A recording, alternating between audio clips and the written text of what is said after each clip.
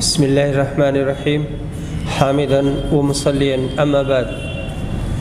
ناظرین السلام علیکم ورحمۃ اللہ وبرکاتہ۔ قال الامام البخاری رحمہ اللہ حدثنا اسماعیل عن اخیہ عن سلیمان عن عمرو بن یحییٰ عن عباد بن تمیم قال لما كان يوم الحرة والناس يبايعون لعبد الله بن حنظلة فقال ابن زيد ألا ما يبايع ابن حنظلة ألا ما يبايع ابن حنظلة الناس قيل له على الموت قال لا أبايع على ذلك أحدا بعد رسول الله صلى الله عليه وسلم وكان شهد معه الحدیبیہ۔ حدیث نمبر 4167۔ عباد بن تمیم روایت کرتے ہیں کہ حرہ کی لڑائی میں لوگ عبداللہ بن حنظلہ کے ہاتھ پر یزید کے خلاف بیعت کر رہے تھے۔ عبداللہ بن زید نے پوچھا کہ ابن حنظلہ سے کس بات پر بیعت کی جا رہی ہے؟ لوگوں نے بتایا کہ موت پر۔ ابن زید نے کہا کہ رسول کریم صلی اللہ علیہ وسلم کے بعد اب میں کسی سے بھی موت پر بیعت نہیں کروں گا۔ وہ رسول صلی اللہ علیہ وسلم کے ساتھ غزوہ حدیبیہ میں شریک تھے، جہاں نبی صلی اللہ علیہ وسلم نے صحابہ سے موت پر بیعت لی تھی۔ یہاں آیا ہے حرہ، سن 63 ہجری میں یہ واقعہ پیش آیا تھا۔ اس کی تفصیل میں نہیں جانا چاہتا، صرف ایک بات کہنا چاہتا ہوں کہ اس زمانے میں شر پسند عناصر بہت زیادہ تھے اور بہت پھیلے ہوئے تھے اور فتنے کی آگ لگا رہے تھے۔ حضرت امیر معاویہ بہت طاقتور تھے، تو انہوں نے اپنی حکومت کی اور کسی بھی مفسد کے سر کو اٹھانے نہیں دیا۔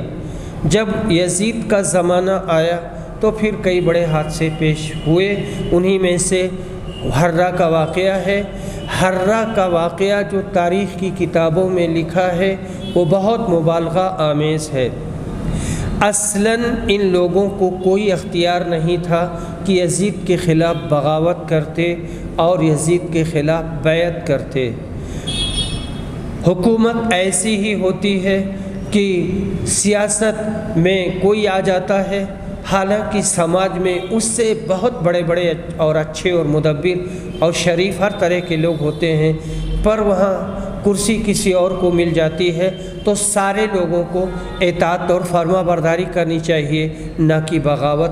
اسلام نہ ایجیٹیشن کا دین ہے اور نہ ہی بغاوت کا۔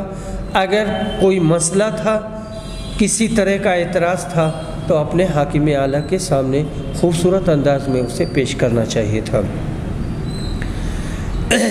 یہ بات بھی بہت شد و مت سے کہی جاتی ہے کہ 3 دن تک مدینہ حلال کر دیا گیا۔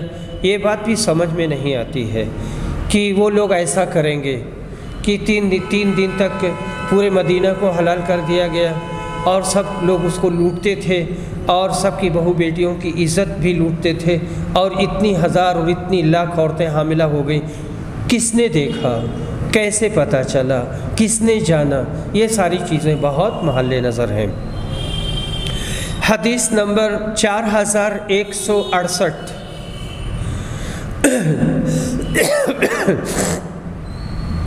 ایاس بن سلمہ بن اکوع روایت کرتے ہیں کہ ان کے والد یعنی سلمہ بن اکوع نے بیان کیا، اور یہ اصحاب شجرہ میں سے تھے۔ انہوں نے کہا کہ ہم رسول صلی اللہ علیہ وسلم کے ساتھ جمعہ کی نماز پڑھ کر واپس ہوئے تو دیواروں کا سایہ ابھی اتنا نہیں ہوا تھا کہ ہم اس میں آرام کر سکیں اور سایہ حاصل کر سکیں۔ یہ حدیث متفق علیہ ہے۔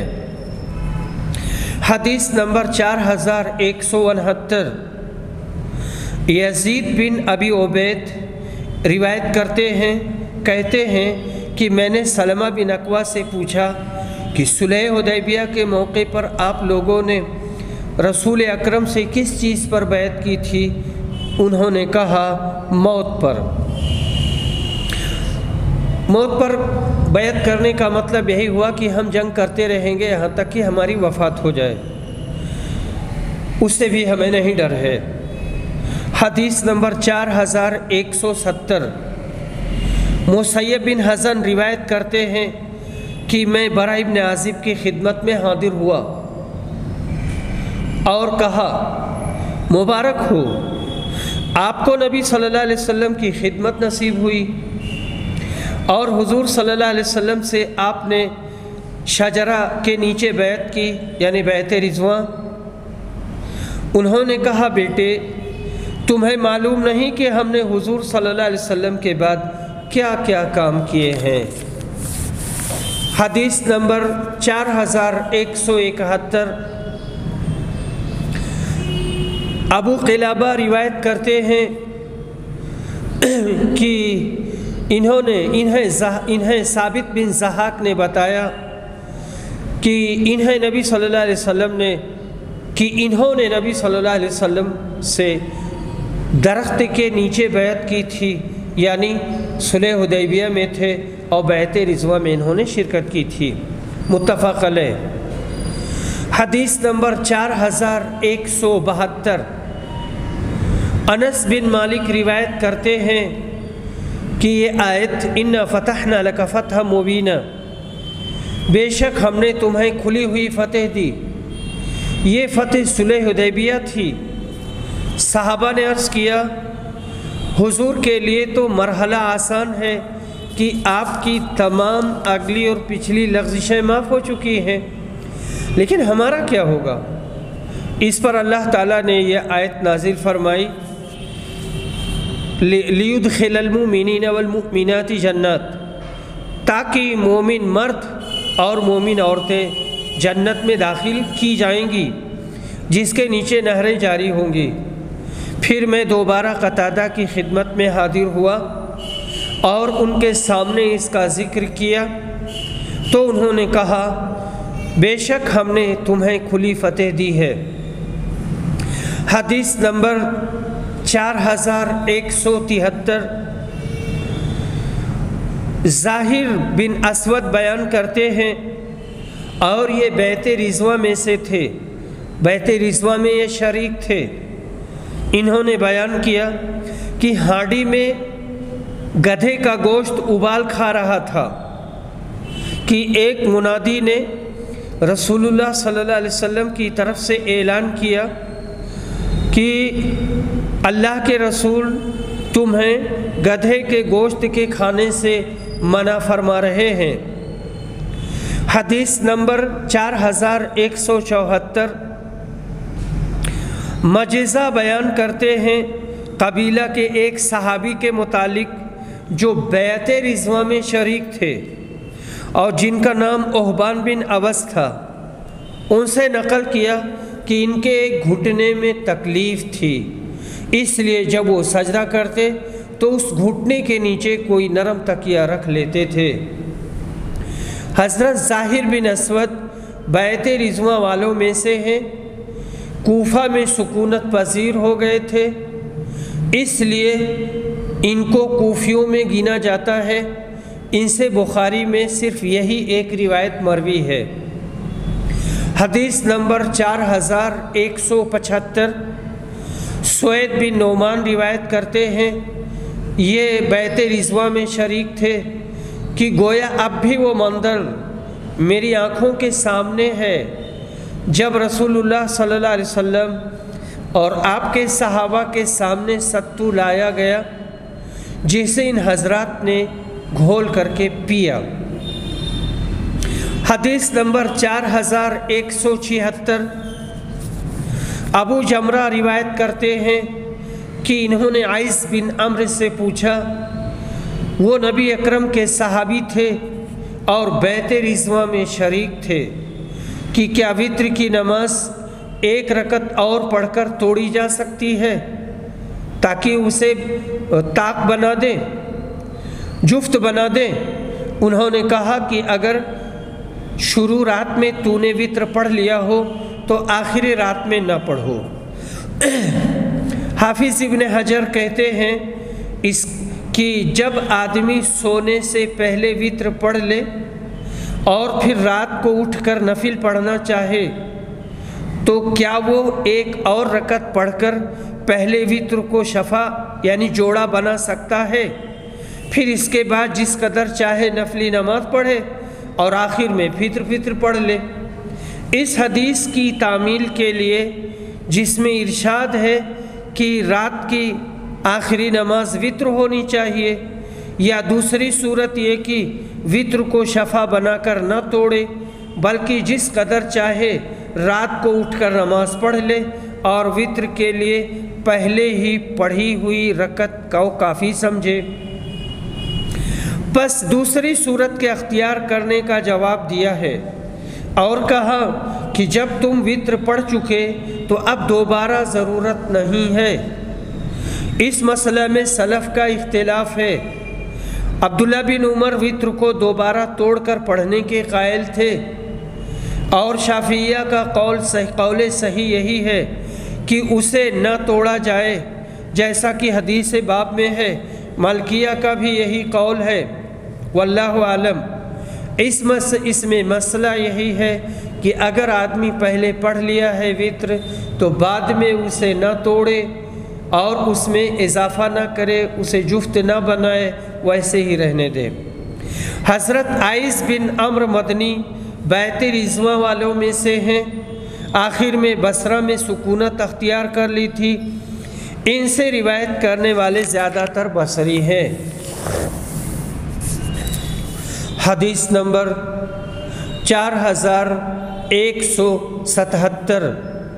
اسلم روایت کرتے ہیں کہ رسول صلی اللہ علیہ وسلم کسی سفر میں تھے، اور یہ سفر وہی حدیبیہ کا سفر ہے۔ رات کا وقت تھا اور عمر بن خطاب آپ کے ساتھ ساتھ تھے۔ عمر نے آپ سے کچھ پوچھا، لیکن اس وقت آپ پر وحی اتر رہی تھی اور عمر کو اس کی خبر نہ تھی۔ آپ نے کوئی جواب نہیں دیا۔ انہوں نے پھر پوچھا، آپ نے پھر کوئی جواب نہیں دیا۔ انہوں نے پھر پوچھا، آپ نے اس مرتبہ بھی کوئی جواب نہیں دیا۔ اس پر عمر نے اپنے دل میں سوچا اور کہا، عمر تیری ماں تجھ پر روئے۔ رسول اللہ صلی اللہ علیہ وسلم سے تم نے 3 مرتبہ سوال کیا، حضور نے تمہیں 1 مرتبہ بھی جواب نہیں دیا۔ عمر نے بیان کیا کہ پھر میں نے اپنے اونٹ کو ایڑ لگائی اور مسلمانوں سے آگے نکل گیا۔ مجھے ڈر تھا کہ کہیں میرے بارے میں کوئی وحی نازل نہ ہو جائے۔ ابھی تھوڑی دیر ہوئی تھی کہ میں نے سنا ایک شخص مجھے آواز دے رہا تھا۔ انہوں نے بیان کیا کہ میں نے سوچا کہ میں تو پہلے ہی ڈر رہا تھا کہ میرے بارے میں کہیں کوئی وحی نازل نہ ہو جائے۔ پھر میں رسول کی خدمت میں حاضر ہوا اور آپ کو سلام کیا۔ آپ نے فرمایا، رات مجھ پر ایک سورت نازل ہوئی ہے اور مجھے اس تمام کائنات سے زیادہ عزیز ہے، جس پر سورج طلوع ہوتا ہے، یعنی پوری دنیا سے۔ پھر آپ نے سورہ اِنَّا فَتَحْنَا لَكَ فَتْحًا مُبِينًا یہ پڑھ کر کے سنائی اور بتائی، بے شک ہم نے تم کو کھلی ہوئی فتح دی ہے۔ نبی اکرم پر سورہ اِنَّا فَتَحْنَا کا نزول ہو رہا تھا۔ عمر کو یہ معلوم نہ ہوا، اس لیے وہ بار بار پوچھتے رہے، مگر نبی اکرم خاموش رہے، جس کو حضرت عمر نے نبی اکرم کی خفگی پر محمول کیا کہ رسول صلی اللہ علیہ وسلم گویا ہم پر ناراض ہیں۔ بعد میں حقیقت حال کے کھلنے پر صحیح حالت اور کیفیت معلوم ہوئی۔ سورہ اِنَّا فَتَحْنَا کا اس موقع پر نزول اشاعت اسلام کے لیے بڑی بشارت تھی، اس لیے نبی کریم صلی اللہ علیہ وسلم نے اس سورت کو ساری کائنات سے عزیز ترین بتایا۔ حدیث نمبر 4178، 4179۔ مسور بن مخرمہ اور مروان بن حکم روایت کرتے ہیں، ان میں سے ہر ایک دوسرے سے کچھ گھٹاتا اور بڑھاتا ہے، دونوں مل کر روایت کر رہے ہیں۔ انہوں نے بیان کیا کہ نبی صلی اللہ علیہ وسلم صلح حدیبیہ کے موقع پر تقریباً 1000 صحابہ کو ساتھ لے کر روانہ ہوئے۔ پھر جب ذوالحلیفہ پہنچے تو آپ نے قربانی کے جانور کو قلادہ پہنایا اور اس پر نشان لگایا اور وہیں سے عمرہ کا احرام باندھا۔ پھر آپ نے قبیلے خزاعہ کے ایک صحابی کو جاسوسی کے لیے بھیجا اور خود بھی سفر جاری رکھا۔ جب آپ غدیر الاشتات پر پہنچے تو آپ کے جاسوس بھی خبریں لے کر آ گئے، جنہوں نے بتایا کہ قریش نے آپ کے مقابلے کے لیے بہت بڑا لشکر تیار کر رکھا ہے اور بہت سے قبائل کو بلایا ہے، وہ آپ سے جنگ کرنے پر تلے ہوئے ہیں اور آپ کو بیت اللہ سے روکیں گے۔ اس پر نبی صلی اللہ علیہ وسلم نے فرمایا، مجھے مشورہ دو، کیا تمہارے خیال میں مناسب ہوگا کہ میں ان کفار کی عورتوں اور بچوں پر حملہ کر دوں جو ہمارے بیت اللہ تک پہنچنے میں رکاوٹ بننا چاہتے ہیں؟ اگر انہوں نے ہمارا مقابلہ کیا تو اللہ عز و جل نے مشرکین سے ہمارے جاسوس کو محفوظ رکھا ہے، اور اگر وہ ہمارے مقابلے پر نہیں آتے تو ہم انہیں ایک ہاری ہوئی قوم جان کر چھوڑ دیں گے۔ ابو بکر نے کہا، اے اللہ کے رسول، آپ تو صرف بیت اللہ کے عمرہ کے لیے نکلے ہیں، نہ آپ کا ارادہ کسی کو قتل کرنے کا ہے اور نہ کسی سے لڑائی کرنے کا، اس لیے آپ بیت اللہ تشریف لے چلیں۔ اگر ہمیں پھر بھی کوئی بیت اللہ تک جانے سے روکے گا تو ہم اس سے جنگ کریں گے۔ آپ نے کہا، پھر اللہ کا نام لے کر سفر جاری رکھو۔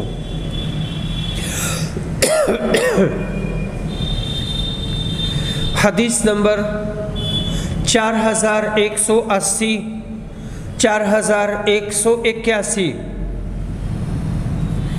مروان بن حکم اور مسور بن مخرمہ روایت کرتے ہیں کہ یہ دونوں راویوں نے رسول صلی اللہ علیہ وسلم سے عمرہ حدیبیہ کے بارے میں بیان کیا، تو عروہ نے مجھے اس میں جو کچھ خبر دی تھی اس میں یہ بھی تھا کہ جب رسول اکرم اور قریش کا نمائندہ سہیل بن عمرو حدیبیہ میں ایک مقررہ مدت تک کے لیے صلح کی دستاویز لکھ رہے تھے، اور اس میں سہیل نے یہ شرط بھی رکھی تھی کہ ہمارا اگر کوئی آدمی آپ کے ہاں پناہ لے، خواہ وہ آپ کے دین ہی پر کیوں نہ ہو، تو آپ کو اسے ہمارے حوالے کرنا ہی ہوگا، تاکہ ہم اس کے ساتھ جو چاہیں کریں۔ سہیل اس شرط پر اڑ گیا اور کہنے لگا کہ حضور اکرم اس شرط کو قبول کر لے، اور مسلمان اس شرط پر کسی طرح راضی نہ تھے۔ مجبوراً انہوں نے اس پر گفتگو کی، کہا، یہ کیوں کر ہو سکتا ہے کہ مسلمان کو کافر کے سپرد کر دیں؟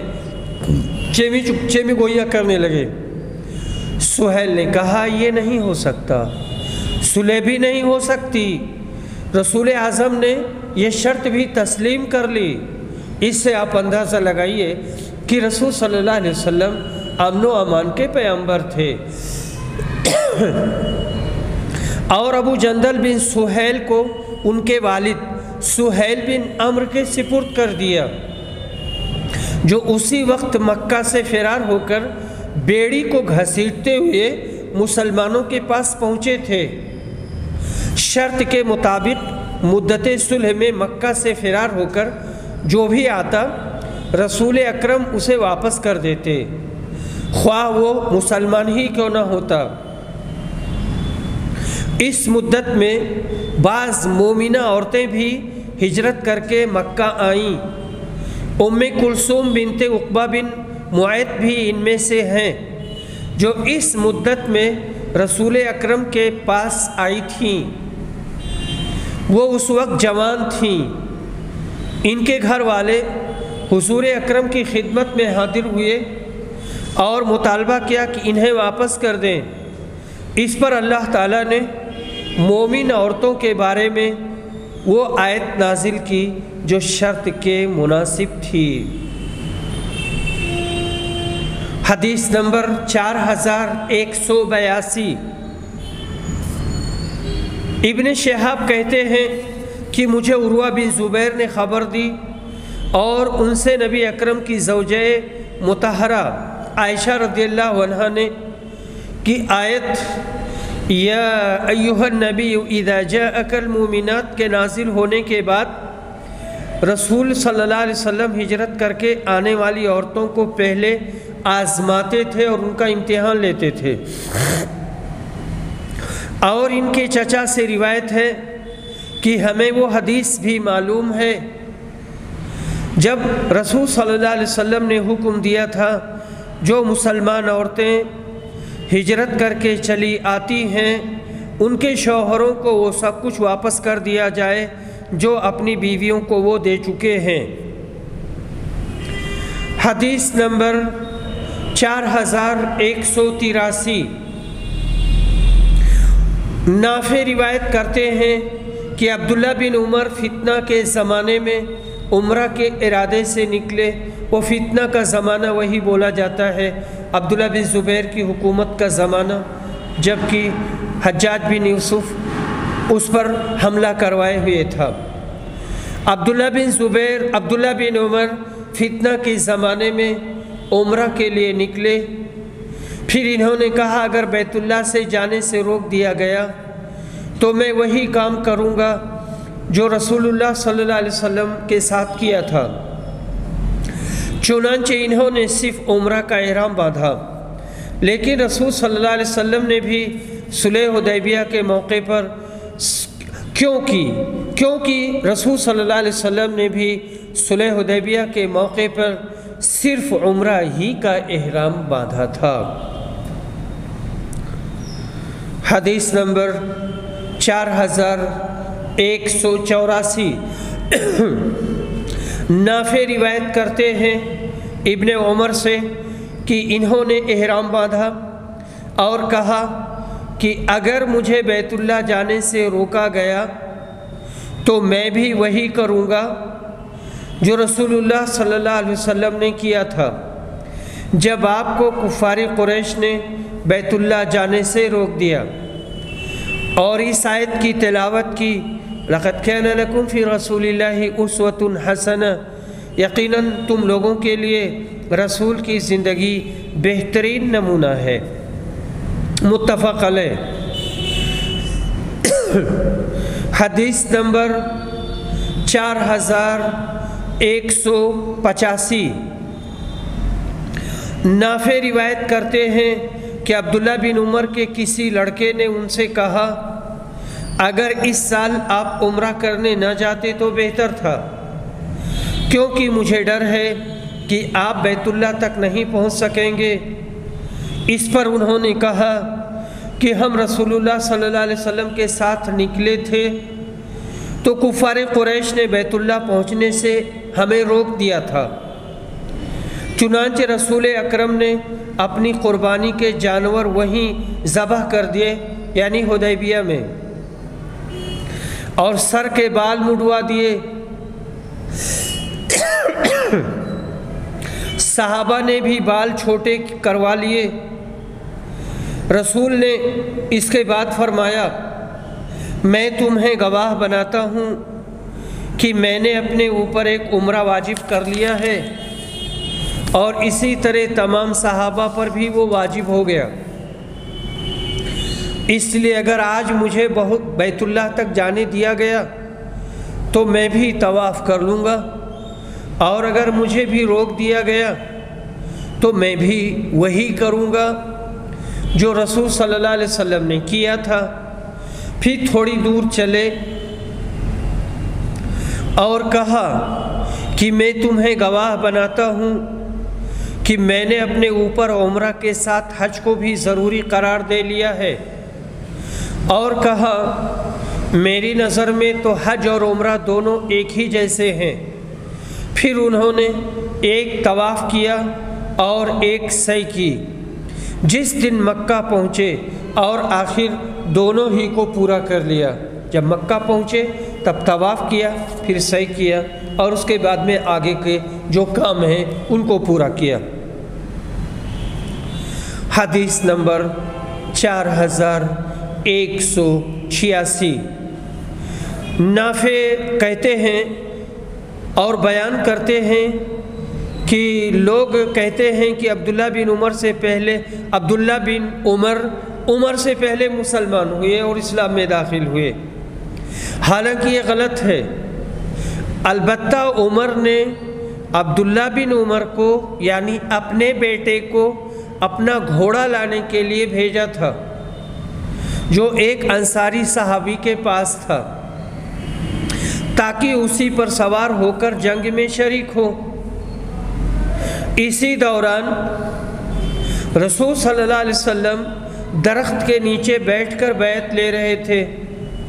عمر کو ابھی اس کی اطلاع نہیں تھی۔ عبداللہ نے پہلے بیعت کی، پھر گھوڑا لینے گئے۔ جس وقت وہ اسے لے کر عمر کے پاس پہنچے تو وہ جنگ کے لیے اپنی زرہ پہن رہے تھے۔ انہوں نے اس وقت عمر کو بتایا کہ رسول صلی اللہ علیہ وسلم درخت کے نیچے بیعت لے رہے ہیں۔ بیان کیا کہ پھر آپ اپنے لڑکے کو ساتھ لے کر گئے اور بیعت کی۔ اتنی سی بات تھی جس پر لوگ اب کہتے ہیں کہ عمر سے پہلے ابن عمر اسلام لائے تھے۔ ایسا نہیں ہوا ہے، لیکن انہوں نے اپنے والد سے پہلے بیعت کی تھی اور پھر بعد میں بھی بیعت کی تھی۔ اس طرح انہوں نے 2 بیعت کی، لیکن اپنے والد سے پہلے یہ مسلمان نہیں ہوئے تھے، عمر ہی پہلے مسلمان ہوئے تھے۔ حدیث نمبر 4187۔ عبداللہ بن عمر روایت کرتے ہیں کہ صلح حدیبیہ کے موقع پر صحابہ جو حضور اکرم کے ساتھ تھے مختلف درختوں کے سائے میں پھیل گئے تھے۔ پھر اچانک بہت سے صحابہ آپ کے چاروں طرف جمع ہو گئے۔ عمر نے کہا، عبداللہ دیکھو تو صحیح لوگ رسول کے پاس کیوں جمع ہو گئے؟ انہوں نے دیکھا تو صحابہ بیعت کر رہے تھے، چنانچہ پہلے انہوں نے خود بیعت کر لی، پھر عمر کو آ کر خبر دی، وہ بھی گئے اور بیعت کی۔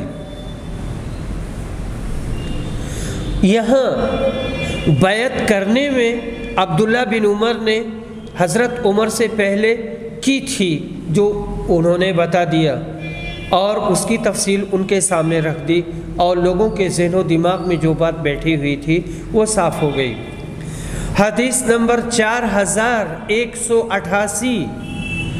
عبداللہ بن ابی اوفا روایت کرتے ہیں، کہتے ہیں کہ جب نبی صلی اللہ علیہ وسلم نے عمرہ قضا کیا تو ہم بھی آپ کے ساتھ تھے۔ نبی اکرم نے طواف کیا تو ہم نے بھی طواف کیا۔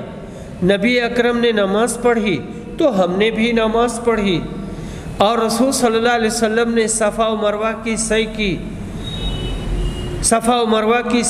سعی کی۔ ہم آپ کی اہل مکہ سے حفاظت کرتے رہتے تھے تاکہ کوئی تکلیف کی بات نہ پیش آئے اور کہیں سے کوئی تیر نہ چلا دے یا کوئی ہتھیار نہ پھینک دے اور آپ کو تکلیف ہو جائے۔ حدیث نمبر 4189۔ ابو وائل روایت کرتے ہیں کہ سہل بن حنیف جب جنگ صفین سے واپس آئے، اور یہ بہت واضح ہے کہ جنگ صفین حضرت علی اور حضرت معاویہ کے درمیان ہوئی تھی، تو ہم ان کی خدمت میں حالات معلوم کرنے کے لیے حاضر ہوئے۔ انہوں نے کہا کہ اس جنگ کے بارے میں تم اپنی رائے اور فکر پر نازاں اور فرحاں ہو، اس پر نازاں مت ہو۔ میں یوم ابو جندل میں موجود تھا۔ یوم ابو جندل سے مراد صلح حدیبیہ ہے۔ اگر میرے لیے رسول اکرم کا حکم ماننے سے انکار کرنا ممکن ہوتا تو میں اس دن ضرور حکم عدولی کرتا اور رسول کے حکم کی مخالفت کرتا۔ اللہ اور اس کا رسول خوب جانتے ہیں کہ جب ہم نے کسی مشکل کام کے لیے اپنی تلواروں کو اپنے کاندھوں پر رکھا تو صورتحال آسان ہو گئی، اور ہم نے مشکل حل کر لی، لیکن اس جنگ کا کچھ عجیب حال ہے، اس میں ہم فتنے کے ایک کونے کو بند کرتے ہیں تو دوسرا کونا کھل جاتا ہے، ہم نہیں جانتے کہ ہم کو کیا تدبیر کرنا چاہیے۔ حدیث نمبر 4190، کعب بن عجرہ روایت کرتے ہیں کہ وہ عمرہ حدیبیہ کے موقع پر نبی اکرم کی خدمت میں حاضر ہوئے اور جوئیں ان کے چہرے پر گر رہی تھیں، ان کے سر میں بہت جوئیں پڑ گئے تھے۔ رسول اکرم نے پوچھا، یہ جوئیں تمہارے سر سے گر رہی ہیں، کیا تمہیں تکلیف دے رہی ہیں؟ انہوں نے کہا جی ہاں۔ آپ نے کہا پھر سر مڑوا لو اور 3 دن روزہ رکھو، یا 6 مسکینوں کو کھانا کھلاؤ، یا پھر کوئی قربانی کر ڈالو، یہ سر مڑوانے کا فدیہ ہوگا۔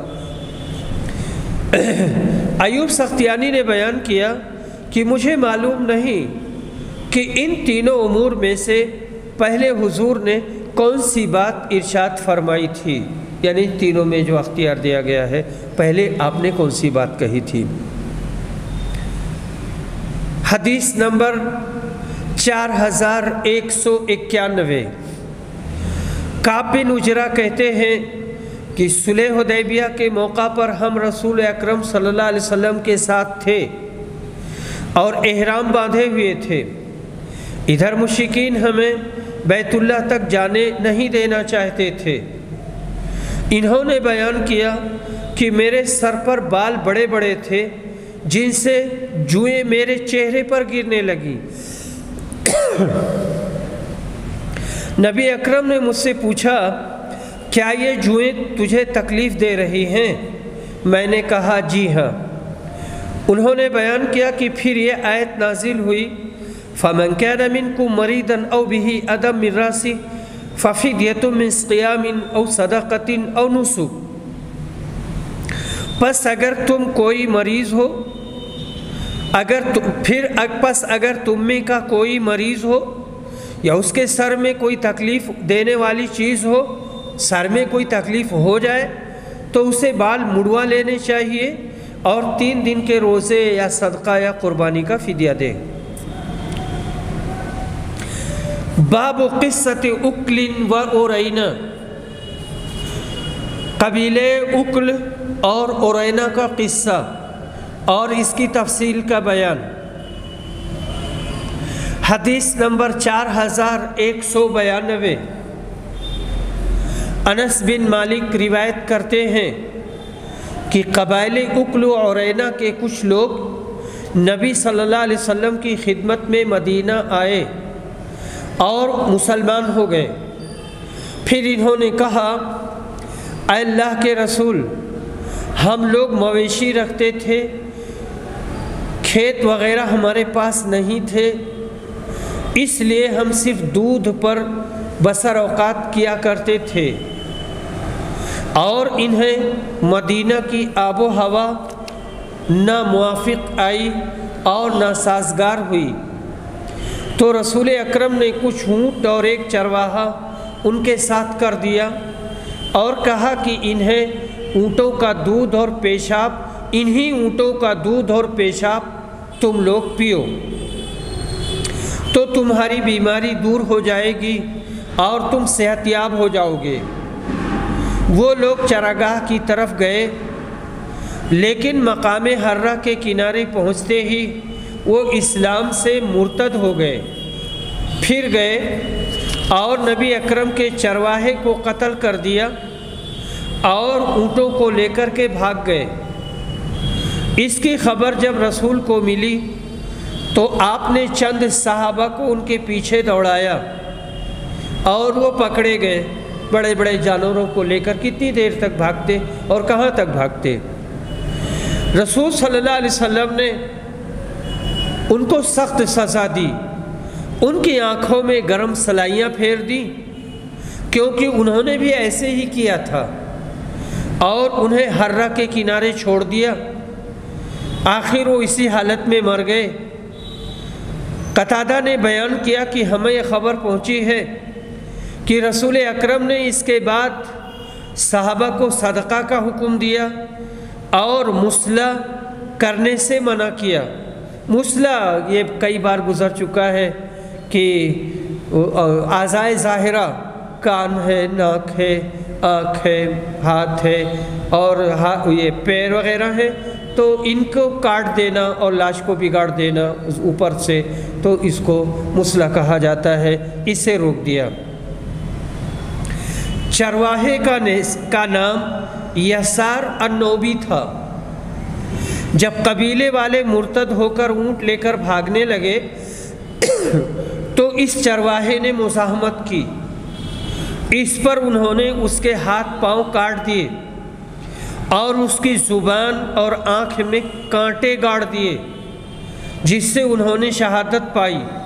اسی قصاص میں ان ڈاکوؤں کے ساتھ وہ کیا گیا جو روایت میں مذکور ہے۔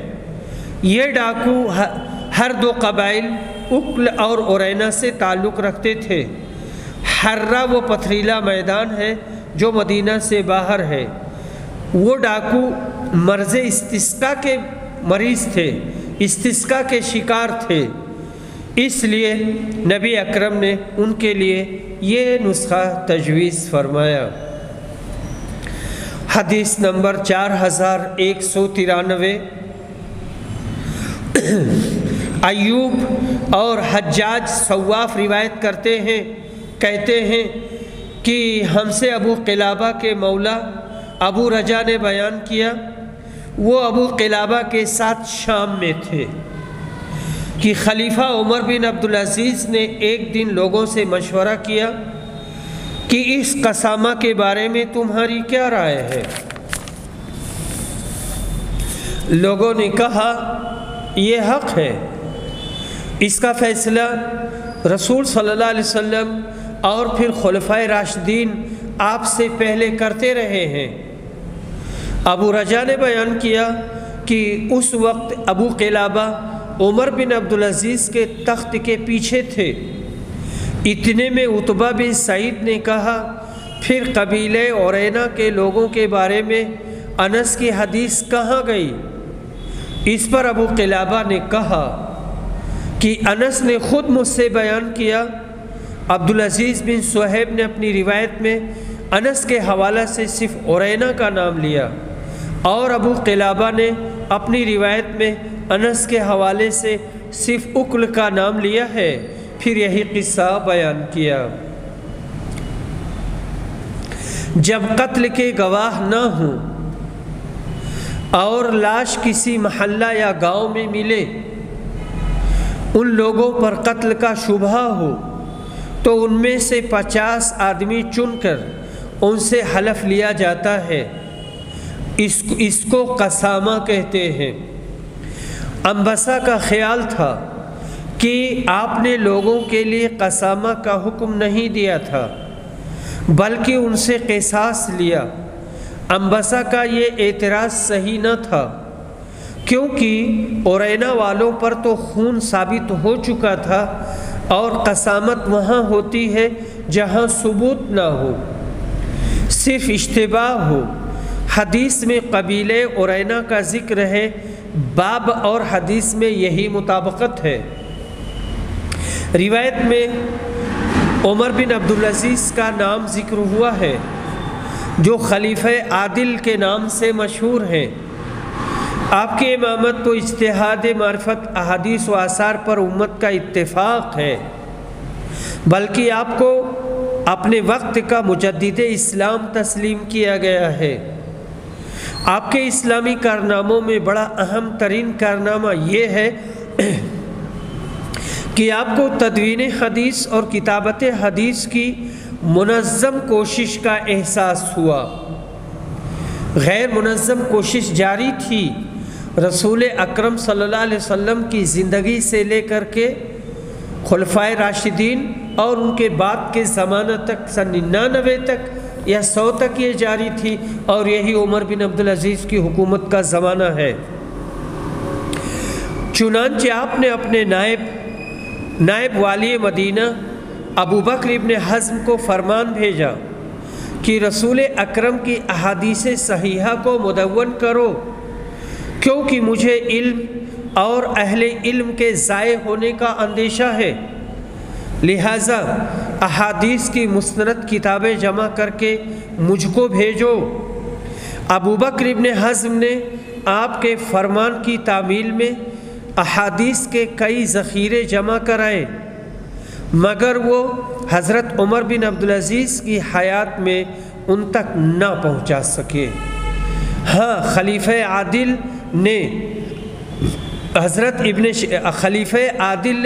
ابن شہاب زہری کو بھی اس خدمت پر مامور کیا تھا اور ان کو جمع حدیث کا حکم دیا تھا، چنانچہ انہوں نے دفتر کے دفتر جمع کیے اور ان کو خلیفہ وقت تک پہنچایا۔ آپ نے ان کی متعدد نقلیں اپنی قلم رو میں یعنی حکومت میں مختلف مقامات پر بھیجوائیں۔ حضرت عمر بن عبدالعزیز کو خلافت راشدہ کا خلیفہ خامس قرار دیا جاتا ہے۔ باب غزوۃ ذات القرۃ، ذات قرۃ کی لڑائی کا بیان۔ کہتے ہیں یہ وہی غزوہ ہے جس میں مشرکین غطفان نبی اکرم کی 20 دودھیل اونٹنیوں کو بھگا کر لے جا رہے تھے۔ یہ خیبر کی لڑائی سے 3 رات پہلے کا واقعہ ہے۔ ذات القرۃ یا ذی قرۃ ایک چشمہ کا نام ہے جو غطفان قبیلے کے قریب ہے۔ حدیث نمبر 4194۔ سلمہ بن اکوع روایت کرتے ہیں، کہتے ہیں کہ فجر کی اذان سے پہلے میں مدینہ سے باہر غابہ کی طرف نکلا۔ رسول صلی اللہ علیہ وسلم کی دودھ دینے والی اونٹنیاں ذات القرد میں چرا کرتی تھیں۔ انہوں نے بیان کیا کہ راستے میں مجھے عبد الرحمن بن عوف کے غلام ملے اور کہا کہ رسول اللہ صلی اللہ علیہ وسلم کی اونٹنیاں پکڑ لی گئی ہیں۔ میں نے پوچھا کہ کس نے پکڑا ہے؟ انہوں نے کہا کہ قبیلے غطفان والوں نے۔ انہوں نے بیان کیا کہ پھر میں نے 3 مرتبہ بڑی زور زور سے پکارا، یا صباحا۔ عرب کے لوگ عام طور سے یہی کہا کرتے تھے، چونکہ بے خبری کے عالم میں دشمن حملہ کرتا تھا تو لوگ یہی کہا کرتے تھے صبحکم یا صباحا، ہائے دوڑو صبح کا حملہ، پچھلے پہر۔ انہوں نے بیان کیا کہ میں نے مدینہ کے دونوں کناروں تک آواز پہنچا دی، ان کی آواز بہت تیز تھی، اور اس کے بعد میں سیدھا تیزی کے ساتھ دوڑتا ہوا آگے بڑھا۔ یہ تھی ان کی ہمت اور شجاعت، اور آخر انہیں جا لیا۔ اس وقت وہ جانوروں کو پانی پلانے کے لیے اترے تھے۔ میں نے ان پر تیر برسانے شروع کر دیے۔ میں تیر اندازی میں ماہر تھا اور یہ شعر پڑھتا تھا، میں ابن الاکوع ہوں، آج ذلیلوں کی بربادی کا دن ہے۔ میں یہی رجز پڑھتا رہا اور آخر اونٹنیاں ان سے چھوڑا لیں، بلکہ 30 چادریں ان کی میرے قبضے میں آ گئیں۔ سلمہ نے کہا کہ اس کے بعد حضور اکرم بھی صحابہ کو ساتھ لے کر آ گئے۔ میں نے کہا اللہ کے رسول، میں نے تیر مار مار کر ان کو پانی نہیں پینے دیا اور وہ ابھی پیاسے ہیں، آپ فوراً ان کے تعاقب کے لیے فوج بھیج دیجئے۔ رسول اعظم نے فرمایا، اے ابن اکوع، جب تو نے کسی پر قابو پا لیا تو پھر نرمی اختیار کر۔ سلمہ نے بیان کیا، پھر ہم واپس آ گئے اور رسول اللہ صلی اللہ علیہ وسلم مجھے اپنی اونٹنی پر پیچھے بٹھا کر لائے، یہاں تک کہ ہم مدینہ پہنچ گئے اور واپس آ گئے۔ مسلمانوں کا یہ ڈاکوؤں سے مقابلہ تھا جو 20 عدد دودھ دینے والی اونٹنیاں اہل اسلام کی پکڑ کر لے جا رہے تھے۔ حضرت سلمہ بن اکوع کی بہادری نے اس میں مسلمانوں کو کامیابی بخشی اور جانور ڈاکوؤں سے حاصل کر لیے گئے۔ ایک روایت میں ان کو فزارہ کے لوگ بتایا گیا ہے کہ یہ فزارہ سے تعلق رکھتے تھے، یہ بھی غطفان قبیلے کی شاخ ہے۔ سلمہ کا بیان ایک روایت میں یوں ہے کہ میں سلا پہاڑی پر چڑھ گیا اور میں نے ایسے موقع کا لفظ یا صباحا اس زور سے نکالا کہ پورے شہر میں اس کی خبر پہنچ گئی۔ چہارشنبہ کا دن تھا، آواز پر نبی صلی اللہ علیہ وسلم 500-700 آدمیوں سمیت باہر نکل آئے۔ اس موقع پر حضرت سلمہ نے کہا، نبی اکرم 100 جوان میرے ساتھ کر دیں تو جس قدر بھی ان کے پاس جانور ہیں سب کو چھین کر ان کو گرفتار کر کے لے آتا ہوں۔ نبی صلی اللہ علیہ وسلم نے اس موقع پر کیا ذرّی ارشاد فرمایا، دشمن قابو میں آ جائے تب اس پر نرمی ہی کرنا مناسب ہے۔ کتنی پیاری بات ہے، پھر سے اس کو سنیے، دشمن قابو میں آ جائے تو اس پر نرمی ہی کرنا مناسب ہے، سختی نہیں کرنی چاہیے۔ باب غزوۃ خیبر، غزوہ خیبر کا بیان۔ خیبر ایک بستی کا نام ہے، مدینہ سے شمال میں 100 میل کے فاصلے پر یہ واقع ہے۔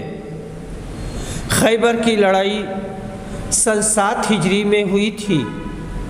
یہاں پر یہودی آباد تھے، ان کے قلعے بنے ہوئے ہیں۔ نبی اکرم صلی اللہ علیہ وسلم نے ان کا محاصرہ کیا، آخر مسلمانوں کو فتح ہوئی۔ حدیث نمبر 4195۔ سوید بن نعمان روایت کرتے ہیں کہ غزوہ خیبر کے لیے وہ بھی رسول اکرم کے ساتھ نکلے۔ کہتے ہیں جب ہم مقام صحابہ میں پہنچے تو جو خیبر کے نشیب میں واقع ہے، تو رسول اکرم نے عصر کی نماز پڑھی، پھر آپ نے توشہ سفر منگوایا، کھانا ستو کے سوا اور کوئی چیز آپ کی خدمت میں نہیں لائی گئی، وہ ستو آپ کے حکم سے گھولا گیا اور وہی آپ نے بھی کھایا اور ہم نے بھی کھایا۔ اس کے بعد مغرب کی نماز کے لیے آپ کھڑے ہوئے، چونکہ وضو پہلے سے موجود تھا اس لیے آپ نے صرف کلی کی اور ہم نے بھی پھر نماز پڑھی، اور اس نماز کے لیے سرے سے وضو نہیں کیا، چونکہ سب باوضو تھے اس لیے وضو نہیں کیا۔ حدیث نمبر 4196۔ سلمہ بن اکوع روایت کرتے ہیں کہ ہم نبی صلی اللہ علیہ وسلم کے ساتھ خیبر کے لیے نکلے۔ رات کے وقت ہمارا سفر جاری تھا کہ ایک صاحب نے عامر سے کہا، جنہوں نے کہا تھا ان کا نام اسید بن حضیر ہے، عامر اپنے کچھ شعر تو سناؤ۔ عامر شاعر تھے۔ اس فرمائش پر وہ سواری سے اتر کر خودی خوانی کرنے لگے۔ کہا، اے اللہ اگر تو نہ ہوتا تو ہمیں سیدھا راستہ نہ ملتا، نہ ہم صدقہ کرتے اور نہ ہم نماز پڑھتے، اس لیے ہماری جلدی مغفرت کر جب تک ہم زندہ ہیں۔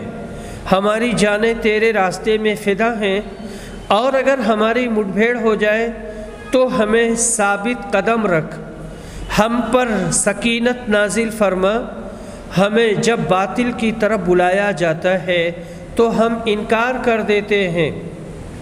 آج چلا چلا کر وہ ہمارے خلاف میدان میں آئے ہیں۔ رسول اکرم نے فرمایا، کون شعر کہہ رہا ہے؟ لوگوں نے بتایا کہ عامر بن اکوع۔ رسول اکرم نے فرمایا، اللہ اس پر اپنی رحمت نازل فرمائے۔ وآخر دعوانا الحمدللہ رب العالمین۔